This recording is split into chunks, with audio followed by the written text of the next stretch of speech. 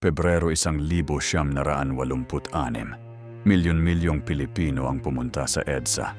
Nag-pray, nag-flower, nagtagumpay. Iyon ang kwento na itinuro sa atin.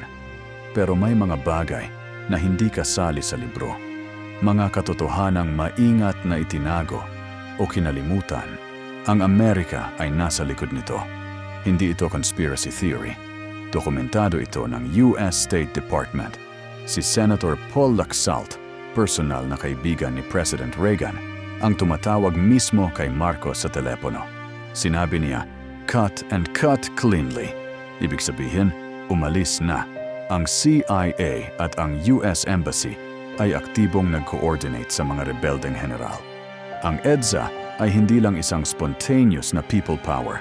May geopolitical chess game sa likod nito. Si Juan Ponce Enrile ang nagpatupad ng martial law bilang Defense Secretary ni Marcos. Si Fidel Ramos ay leader ng PC, Philippine Constabulary, ang pulis na nag-aresto at nagkulong ng libo-libo. Pareho silang tapat sa Marcos sa loob ng 14 na taon. Biglang lumaban sila noong 1986, hindi dahil sa prinsipyo, kundi dahil natuklasan nilang may plano si Marcos na ipapatay sila. Ang EDSA ay naging kanilang rescue operation at naging kasaysayan. Ang karamihan ay naniniwala na tumakas si Marcos ng tumakas. Hindi ganoon. Sa loob ng ilang araw, nag-negotiate pa siya. Gusto niyang pumunta sa Pampanga, hindi sa Hawaii, para muling mag-organisa. Ang US ang nag-insist na sa Hawaii siya pumunta para malayo sa Pilipinas. At nang umalis siya, may dala siyang 22 kahon, 12 suitcase, at ayon sa opisyal na talaan, billions sa gold certificates at cash. Hindi lahat nito ay natagpuan. Nang pumasok ang mga tao sa Malacanang, pagkatapos umalis ng mga Marcos, nakita nila ang libu-libong sapatos ni Imelda, ang mga obra maestra, ang bulto-bultong pera. Pero ang mas nakakaistorbo, ayon sa PCGG at sa Swiss courts, may naiwanang gold bullion, foreign currency accounts, at mga dokumento na nagtuturo sa mas malaking kayamanan na hanggang ngayon ay hindi pa fully recovered. Ang bansang nagnakaw, ang pera ng bayan, ay hindi pa ganap na nakukuha ng Pilipinas. Si Cardinal Jaime Sin ang nag-broadcast sa Radio Veritas, ang tanging free radio station noon, para mangalap ng tao sa EDSA. Naging turning point ito.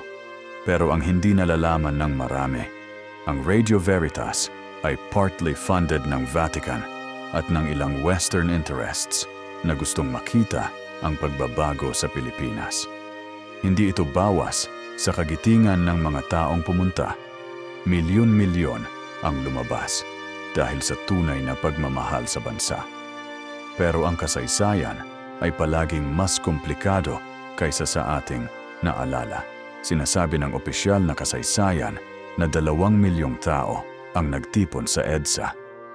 Pero ilang independent na historian at journalist ang nagtatanong, base sa laki ng EDSA highway at sa mga aerial photos noon, posible bang umabot talaga sa ganoon karami?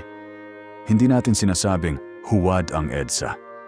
Kahit kalahati ng bilang, 1 milyong tao sa isang highway, ay isa pa ring kahanga-hangang pangyayari. Pero ang tanong ay ito, bakit kailangan pang palakihin ang numero kung nangunguna na talaga ang katotohanan? Ang kasaysayan ay para sa lahat, hindi para sa iilang tao. Ang EDSA ay tunay na nagtagumpay.